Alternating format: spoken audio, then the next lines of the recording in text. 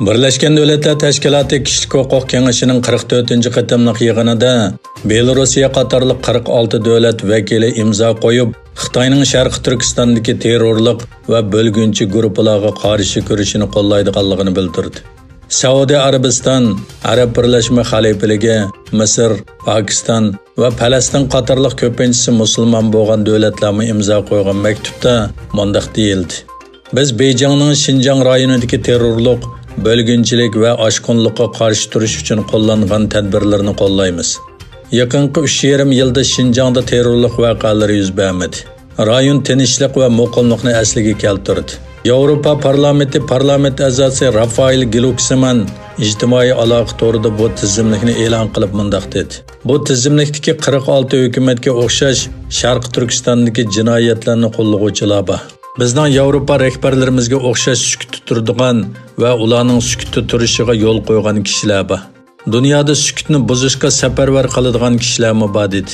Birleşken Devletler Teşkilatı, Amerika Davlat İşleri Mahkemesi, Kişilik Hukukni Kuzatish Tashkiloti va har xil kişilik hukuk tashkilotlarining doklatiga qaraganda, Xitoy hukumati 2017-yildan boshlab Sharq Turkistonda qurgan 1300 atrofida jazo lageri bor.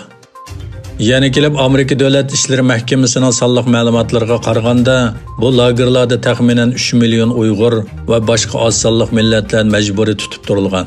Sürgünde Sharq Turkistonliklarning qarashicha, Xitoy hukumati oilasidagilar yig'ilish lageri, emgak lagerlari yoki turmalarga ib ketilgan 500 ming atrofida Uyg'ur bolasi oilasidagilardan ayrilib, Xitoy hukumati nazoratidagi Darultam yoki yotoqliq maktablarda assimilyatsiya qilinmoqda.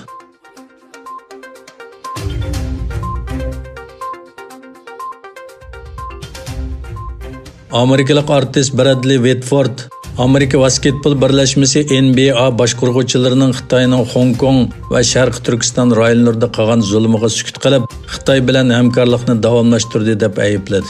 U ommaviy taratquv hisobida NBA sizlar Hong Kongda yuz bergan ishlarga ko'ngil bo'lmamsizlar yoki Xitoyning Uyg'urlar uchun qurgan jazo lagerlari xiyolinglarga kirib chiqmamdi yoki sizlarning moliyalaringlarga ta'sir ko'rsatmagandeklar prinsipal va sezgur inkas qaytirish pozitsiyasini ko'rsatmamsizlar dedi.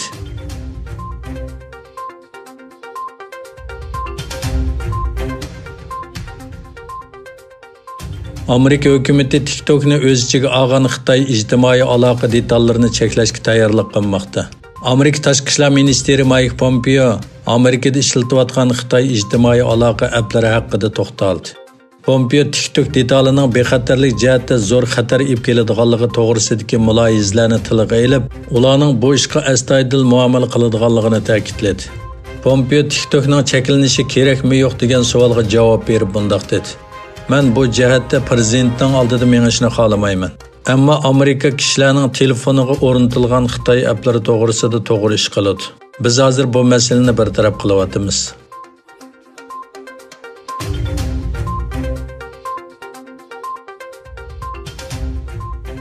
Dünya Səhiyyə Təşkilatının Wuhan virusining tarqalishi masalasida Xitoy bilan hamkorlashganligini ayblgan Amerika prezidenti Trump davlatini Dünya Səhiyyə Təşkilatıdan rasmiy chekindirdi. Birleşken Devletler Teşkilatı qarmog'ida ishlayotgan va a'zo davlatlarning qo'llashi bilan mavjudligini saqlab kelgan Dünya Səhiyyə Təşkilatı Amerika prezidenti Donald Trumpning ayblashidan hayron qolganligini bildirdi.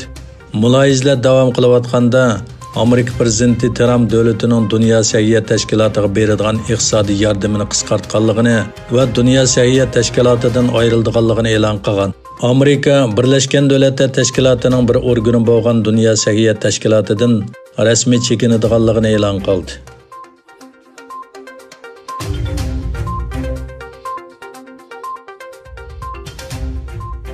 Dünya Səhiyyə Təşkilatı'nın eng yangi yig'inida Dünya Səhiyyə Təşkilatı mutaxassislarining Xitoyning Wuhan'ga berib, Xitoy virusining kelib chiqishini iz qo'g'lab tekshiradiganligini xabar qildi.